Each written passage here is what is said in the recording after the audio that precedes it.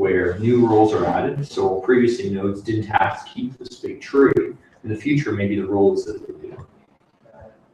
And this entire bit of code, every single thing it does can only make a previously valid block invalid.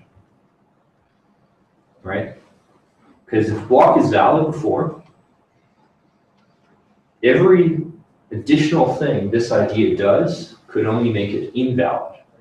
Right? Because maybe it doesn't have the right commitment in the header. You know, maybe it's manipulated the tree wrong way. All that stuff is things that can go from valid to invalid. Nowhere in this proposal am I saying that something that was previously invalid is now valid. So yeah, that's your route to upgrading everyone to use this. But you know, this could be like a 2-year project.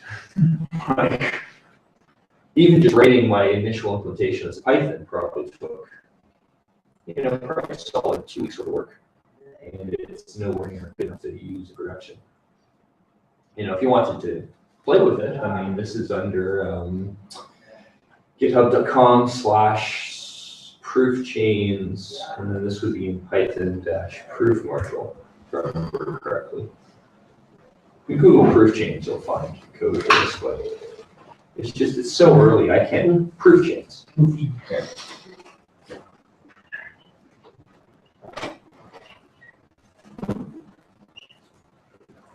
That should be on GitHub.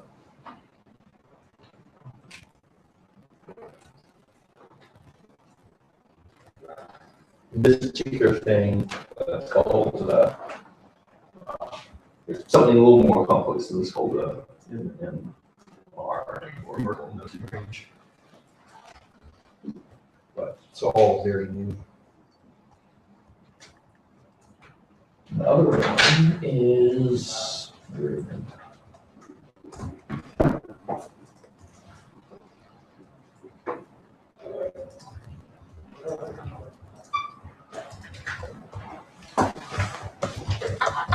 so that's my library for just more generic Bitcoin development. Bitcoin does.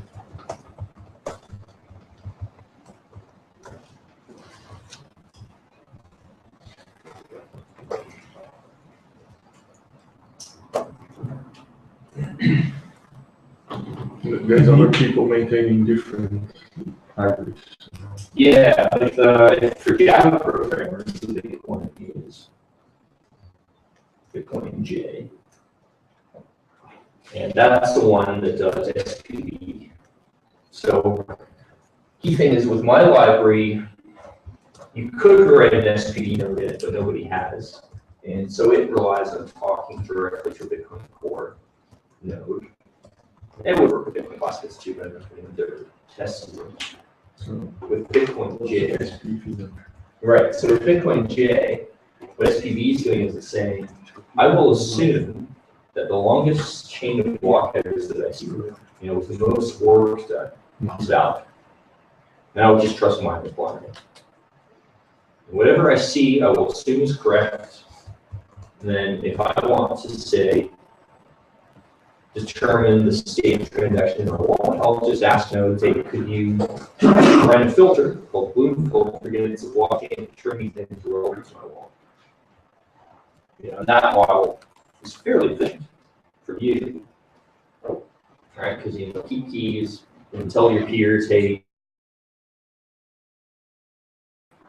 you see the transactions, if everything goes well, you map them to your wallet and send outputs and create transactions, spend them, and so on. Problem is, you don't know if the blockchain is actually valid. And as an example, I mean, I can go create, and I've done this before, I can go create a transaction that spends coins that just don't exist. And an SPV node, because it doesn't verify the blockchain, can't detect that. You know, and in fact, I still have it. I have it on my phone here. I've got yeah, I've got an SPV wallet. Anyone? Ah, there we go. Yeah, this is good fun. Needless to say, I didn't actually send 21 million Bitcoins. I use it.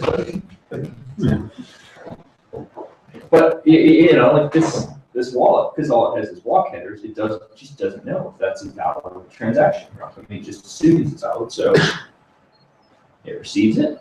Oh, great, 21 million, done.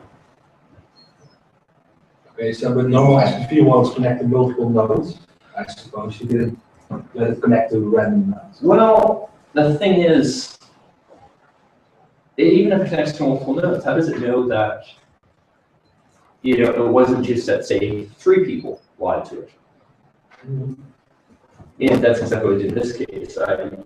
I ensured that on my network it would end up connecting to, you know, at least like 2 or 3, they ended up 2 or 3 different nodes that would give it the same lie. And then the other nodes, I mean, they can't tell it that this transaction is invalid, all right? Because it's protocol that doesn't currently support that. They can only tell it, I think this transaction is valid. And once it's blocked, you know, if miners decide to change the rules, I mean, all that's wrong. And the SPV node is going to see, oh, that's a block. Valid proof of work. It's in the chain that I think is longest, I'm going to assume it's real. You know, concretely what that means is, well, if miners want to change the inflation rate, for example, make more Bitcoins per block, from the point of view of an SPV node, they can't. As SPV nodes protecting the rules. And I mean, it's not really clear to us, like, how secure do we need this system to be? I mean, if we assume that miners are honest and do what we want them to, then we don't need to check, because they're honest. They're not gonna lie. You know, if we assume that miners might conspire and change the rules, then we need to check this stuff, because I mean, how else are we going to tell miners not to create money in a thing? You know, chances are the truth is somewhere in between, but we don't really have a strong understanding of like where it is in between. What's the actual use of the SPV node or the number tree that is sent to the SPV node? It's just to go verify, you know, is this transaction something that miners have confirmed? Well, Concretely, yeah, you could show. yeah.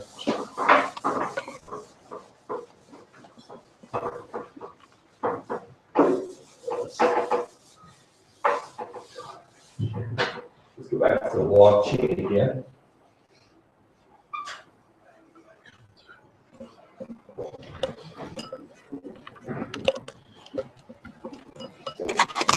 So the SPV node will always see this, which is, you know, block headers.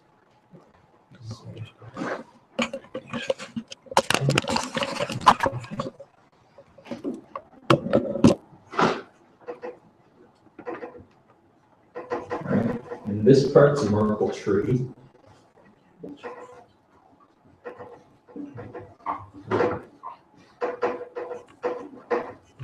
Finally, transaction.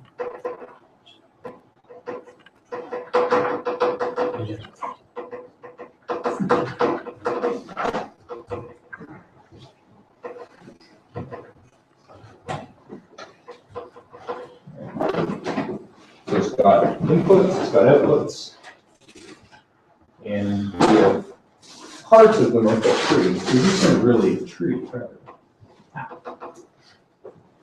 And the idea is that we take the tree, we throw away most of it, and then we have a path going from our transaction up to the block header. And that's really, you know, all that SPV node sees. Because it had more of this data, well, we're just too much data, you might as well verify. But because we're only looking at a very small part, it's running a lot more efficiently. You know, that might be, say, kilobyte worth of data, that might be a few more kilobytes. It's like 30 megabytes of all block headers of history. Really not a big deal. And this Merkle path is just telling you, you know, hashing power, thought this transaction was valid. If you trust them, we're good to go. And if you want to make a transaction, say spending that output, well, you got that data. Make your new transaction, and you link that output. You go put in your new addresses and so on.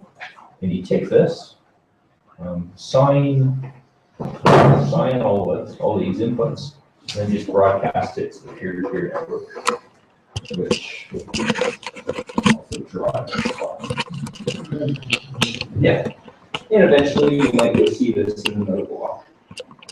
And what you would have done is told one of your peers, again, in this nice cloud, I am looking for transactions with this transaction ID or spend or create, say, these outputs that correspond to your wallet. This is probabilistic data structure known as a Bloom filter, which, I mean, if you're familiar with like hash tables, it's kind of similar, where you kind of get this big set of bits. Everything you want to put in the filter, you hash. You assign that deterministically to one of the bits, you set it to a 1, and then when your peer checks repeats that process again every time the data matched to the 1 bit, the bit that was set, it assumes, all right, that may have matched, and send you back the data. So what you might get from your peer might be, transaction you wanted, and maybe, 1 or 2 other transactions elsewhere in the tree that aren't relevant to you. And you just discard this stuff and keep the stuff that's relevant. Adds a very, very small amount of privacy. Sorry, can you take this, put it on, sorry for the interruption. Yeah, not too much, but a little bit, yeah.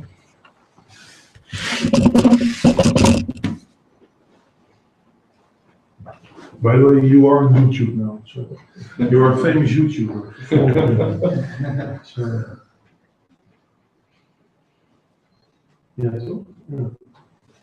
So maybe here's an example. We go through what's something you think you might want to do with an SPV wallet. And you want to have any projects? Maybe we can walk through like how that might actually concretely look.